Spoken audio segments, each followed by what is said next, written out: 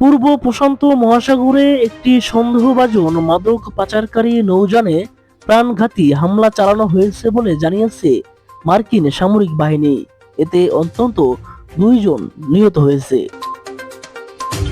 যুক্তরাষ্ট্রের US southern commander স্থানীয় সময় শুক্রবার 24 এপ্রিল রাতে এক বিবৃতিতে জানায়, গোয়েন্দা তথ্যের ভিত্তিতে নৌযানটিকে পরিচিত মাদক পাচার রুটে সক্রিয় হিসেবে শনাক্ত করা হয় এবং এটি মাদক পাচার কার্যক্রমে জড়িত ছিল বলে দাবি করা হয়েছে।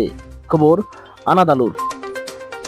বিবৃতিতে বলা হয়, সাউথ কমের কমান্ডার ফ্রান্সিস এল ডোনোভানের নির্দেশে joint task force southern spear অভিযানটি পরিচালনা করে। তাদের দাবি, নৌযানটি একটি ঘোষিত সন্ত্রাসী সংগঠন থেকে পরিচালিত হচ্ছিল। অভিযানে 2 জন সন্দেহভাজন পুরুষ মাদক সন্ত্রাসী নিহত হয়েছেন বলে জানানো হয়। গত বছরের সেপ্টেম্বর থেকে ডোনাল্ড ট্রাম্প প্রশাসন ক্যারিবীয় সাগর ও পূর্ব প্রশান্ত সাগর এলাকায় মাদক পাচার বিরোধী অভিযান জোরদার করেছে। কর্তৃপক্ষের দাবি, এসব অভিযানে এখন পর্যন্ত অন্তত 163 জন নিহত হয়েছেন।